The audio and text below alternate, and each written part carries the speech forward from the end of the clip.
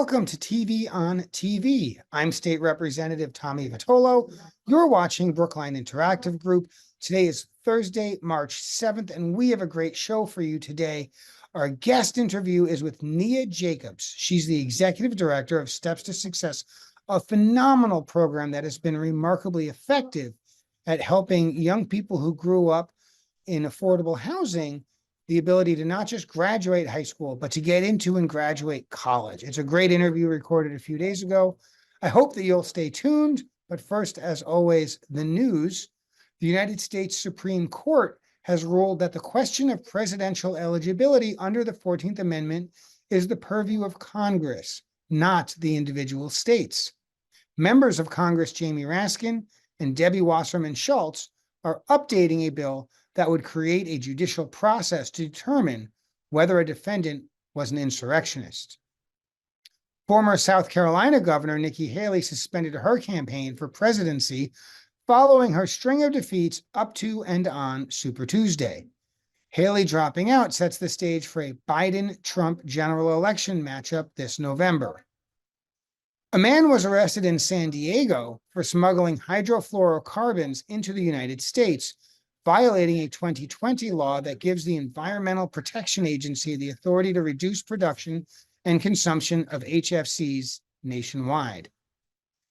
Massachusetts Governor Maura Healey announced a $20 million campaign to end veteran homelessness statewide. A gray whale was spotted off the Massachusetts coast. Gray whales had been thought to be extinct in the Atlantic Ocean for 200 years. Winter is over, and meteorologists have reported that the Boston Metro's winter was, once again, rather warm. The trend is clear, and climate change resulting in warmer winters is here and here to stay. This week, the Brookline School Committee rejected a plan to fully de-level ninth grade English courses next year by a 7-2 vote. After 3 weeks of closure, the MBTA Green Line is expected to resume operating at the end of this week. Both Democratic and Republican town committees elected their members on Super Tuesday. And folks, that's the news. There's always more news to be had, and you can go somewhere else to find it. But I hope you'll stay here for our interview with Nia Jacobs, the Executive Director of Steps to Success. Stay tuned right here on Brookline Interactive Group.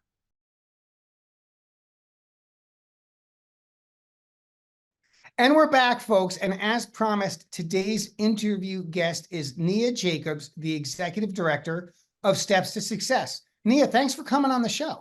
Thank you so much for having me. I appreciate it.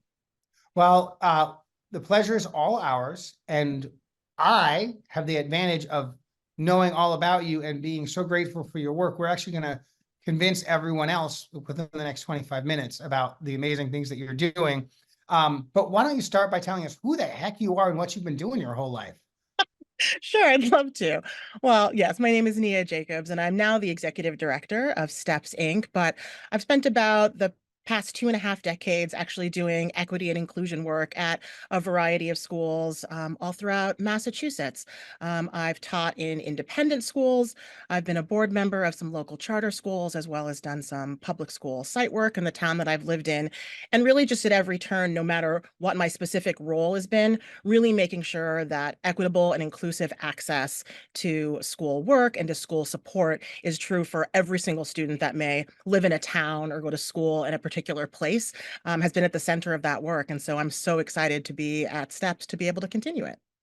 So, you know Steps, I know Steps. Some of the viewers don't know Steps to Success. What are we talking about here? Tell us about Steps to Success. Sure. Well, I could talk about Steps all day, but certainly Steps, its mission at its core is that we are deeply committed to providing educational equity for low-income students in the town of Brookline. So we work in conjunction with the Brookline Public School System and with the Brookline Housing Authority to provide wraparound support services. And so that looks like anything and everything that's needed to make sure that we can close the opportunity gap. And so from third grade all the way through college graduation, We work to make sure that students and their parents and caregivers have the support that's needed to make sure that regardless of their household income, they have the same access and clear pathways to post-secondary success as their more well-resourced peers and towns may have.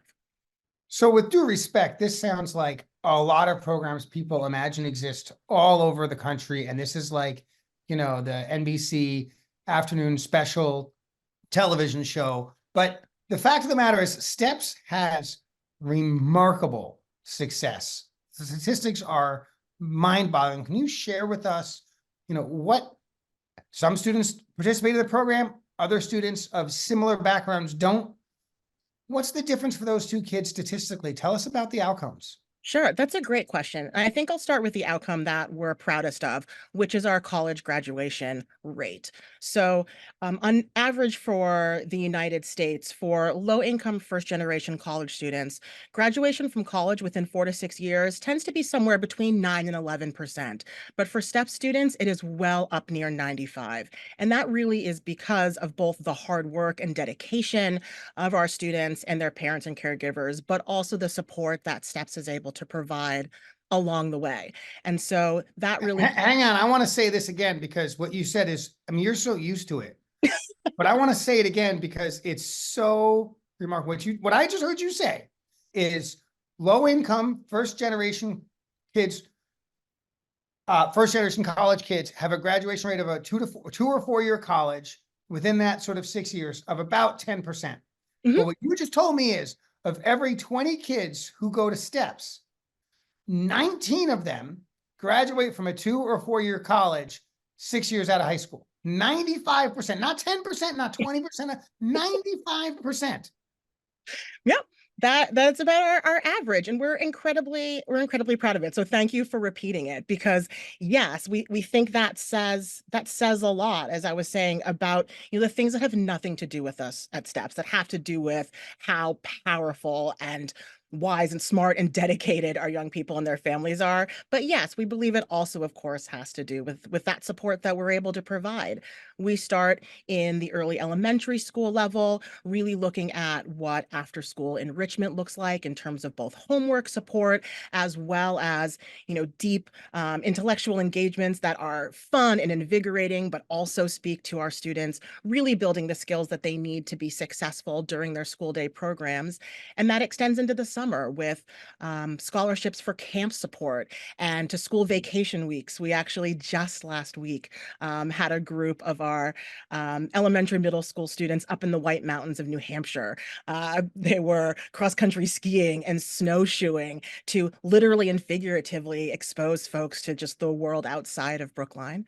And then that support continues up into the high school level as well, both looking at college and career success programming, but also continuing to say, what does it look like to be a part of a community, to find strong support, both in terms of support for academic growth, but also in terms of course, those really key years of high school in which you're figuring out who you are and who you want to be, and having adults in your corner to support that.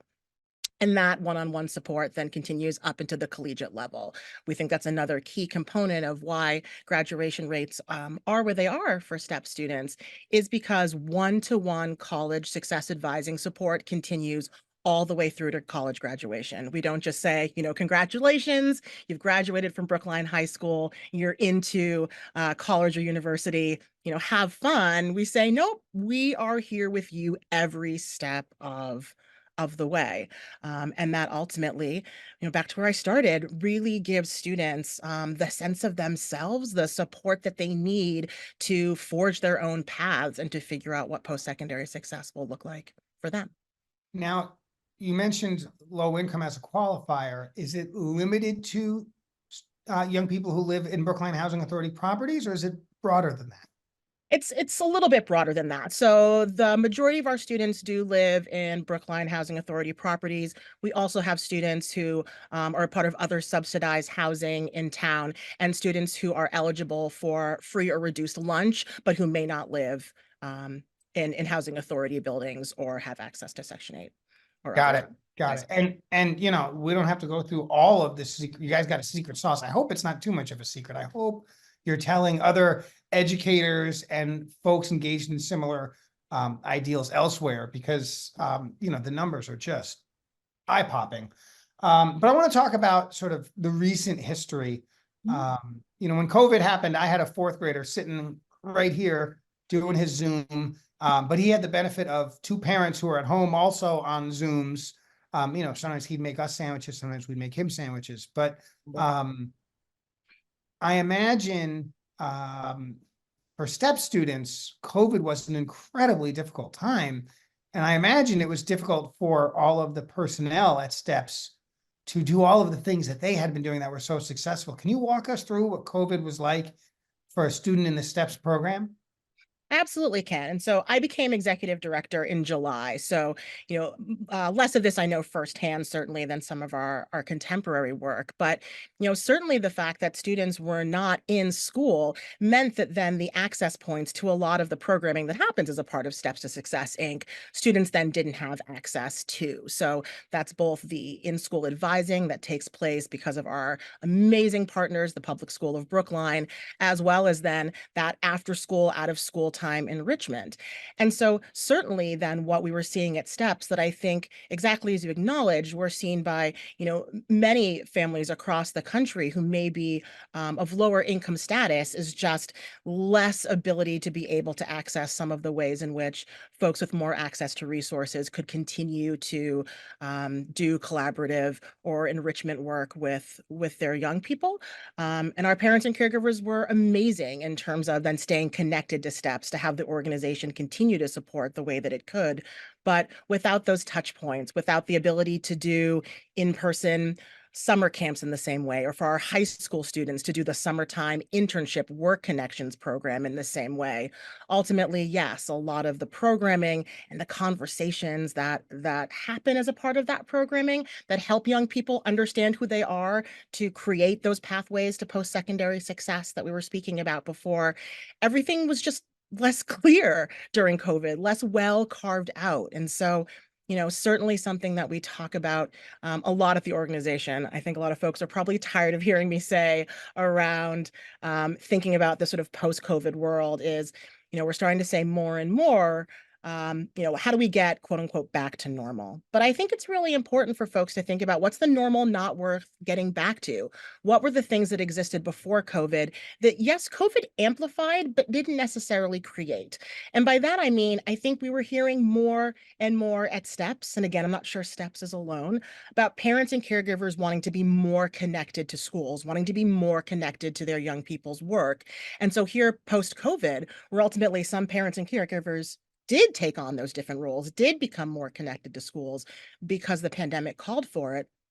How do we sustain that same connection? How do we grow it to really be positive for parents and caregivers? And then, of course, for the young people that are better supported when schools and community nonprofits work together, as a constellation of support for young people. And I think for the young people themselves, particularly thinking about high school students, the idea of, "Well, why am I here? What am I getting out of this experience?" And yes, asking academic questions, but also asking questions about out of school time programming as well. How does this reflect who I am? And how does this help me continue to mold who I am so that I can figure out what it looks like to move forward again toward post-secondary success, if that's college or career? Those questions were really amplified by the pandemic. And I'm really proud that Steps is looking for ways to continue to address them. We've reinvigorated our parent council.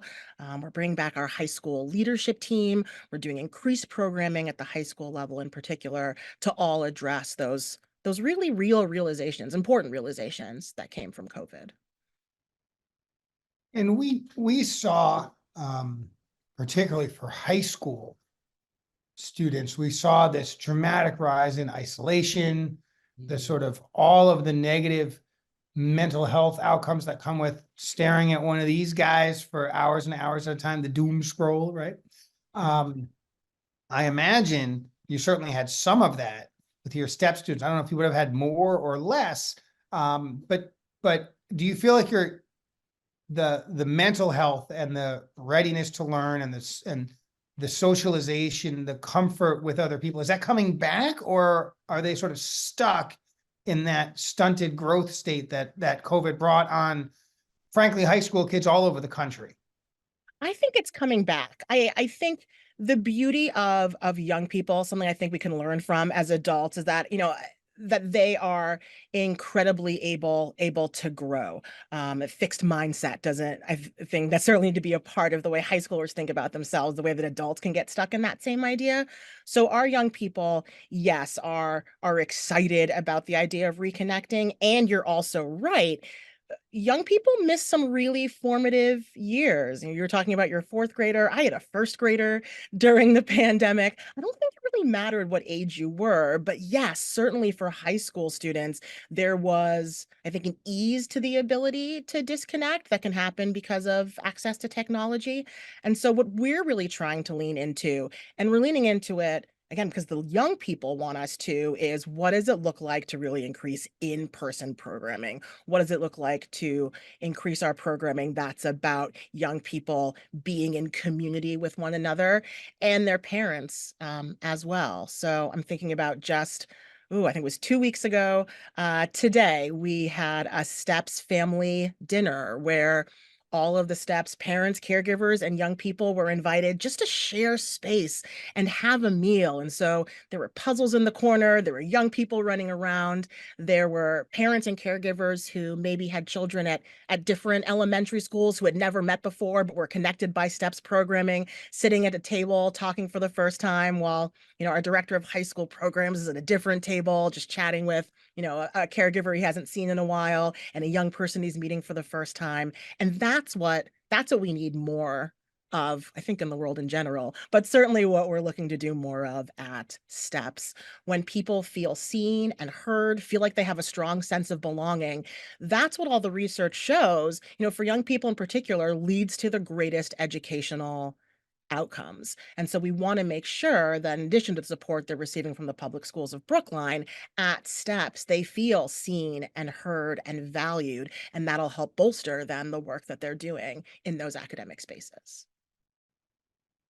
So since COVID, I'm sure, you're always evolving, and then there's additional evolution coming out of COVID.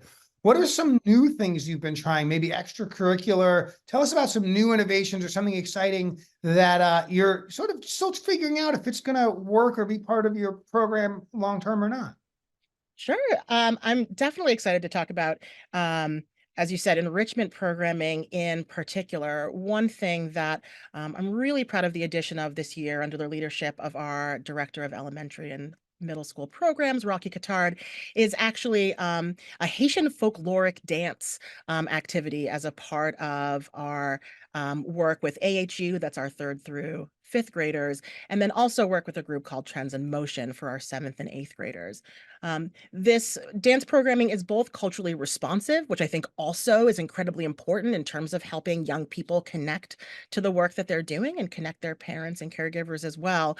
But also, on one hand, it is just good old-fashioned fun. I love walking in the room when the students are, in the middle of a dance class. It is young people at their happiest, music is playing, they're learning combinations, and they're just enjoying themselves, and that's what you wanna see right at 4:30 in an afternoon, a young person with a giant smile on their face. You wanna see it any time of day, but particularly at 4:30 after a long day.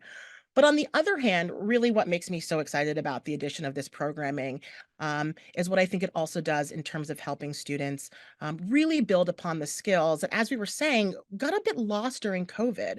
There's so much focus, as there should be, on math skills, on literacy skills, but certainly thinking about what I saw in the young people in the schools that I was in during COVID, and even with my own child, the sense of sort of what your body does in a space, how it moves, was greatly lost during COVID because we told everyone to stay away from other people. Young people in particular in classrooms now in their little, 3 foot by 3 foot box versus being at a table with another student, having to learn how to pass crayons even back and forth. You don't do that if you have your crayons that are labeled at your individual desk. And so making sure that students say, all right, I am regaining the literacy skills that I may have lost. That's incredibly important. But those social emotional skills, the bodily kinesthetic skills that come from dance in particular, are also really important. What does my body do in a space? How does it work in conjunction with somebody else's? The way in which dance releases endorphins, help regulate body systems, that idea also of understanding who you are as a human and learning those self-regulatory skills, all of that, right? Of course, then ties into what happens in school. It may seem disconnected, but a regulated, joyful young person shows up regulated and joyful to do math the next day. A young person who understands their body in a space doesn't bump into other young people in the same way and end up in some sort of a mild conflict, but those things that'll weigh on you all day when you're 9 years old and suddenly you're not as available for your ELA lesson as you would have been had you not bumped into Johnny, 5 minutes earlier on the way in from recess. It all ties together. And what we're seeing are really healthy ways that are both exciting to say we're expanding programming, but also to say that we're expanding it in ways that we feel are really responsive to what we're seeing that our young people need, particularly coming out of the pandemic. Well, it doesn't sound quite like the square dancing that I was exposed to in elementary school with the do-si-dos and all that stuff. But probably for the better. That stuff wasn't that great. I remember the record. You could hear this popping on the record and I all of that. remember the same thing. Um, you said something that made me think about a question I hadn't really thought through, and that is, you don't kick the kids out of school at 2:20 or whatever and say, go about your way. How do you interface, or do you interface with the K-8 extended day programs, with the Brookline Teen Center, right? There are other resources that exist outside of that, whatever it is, 8 to 2:20 time period. Surely your students aren't completely isolated from all the other kids. You've got to have something going on. Tell us about your interfacing with other programs throughout town. Sure. Sure. So you're exactly right. There are so many ways to be involved after school and in the summertime in the town of Brookline as well. And we really are always so thrilled with the partnership that we have with many of those organizations. So starting with the summertime piece, we actually have some of our young people as part of work connections and summer connections, interfacing with local organizations like the rec center, like Beep and Smart Summers. And then, yes, during the school year, we're continuing to look at growing those partnerships, but, we do ultimately offer our sort of quote unquote standalone programming, and that the students that are a part of Steps Inc. programs, yes, it is all Steps Inc. students that are there, but we're constantly looking for ways to, yes, have our young people be engaged outside of just the Steps community. And actually, you're bringing up the Teen Center is a great example.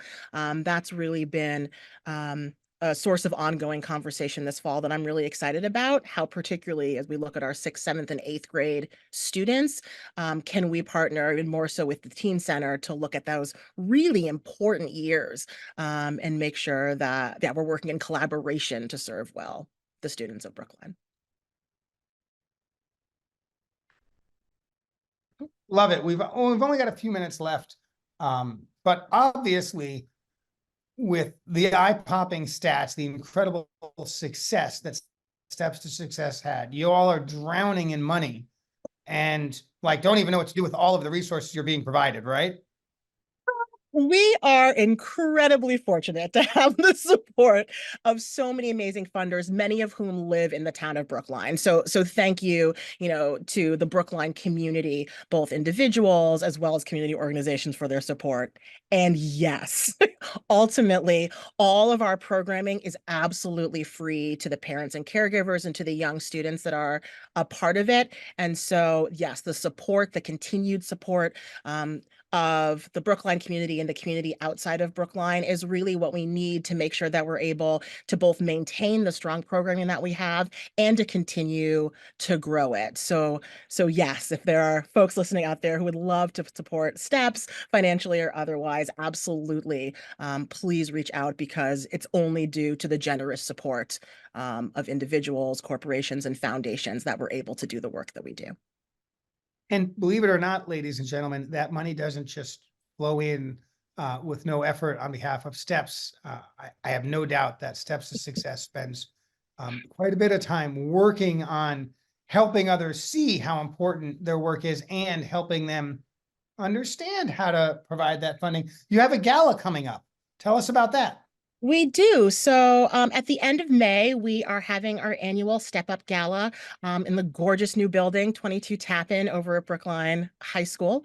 It's a chance for us to sort of like we're doing in this interview. And again, thank you so much, but to be able to celebrate past work, be able to look to the future, to honor the hard work and dedication of staff, but also of parents and caregivers and young people as well. And so we would love for anyone in the Brookline community or otherwise to join us at that event. There'll be more information available on our website soon, both in terms of tickets as well as for sponsorship opportunities, because it's another way in which we work to raise the funds that are necessary for us to be able to continue our programming.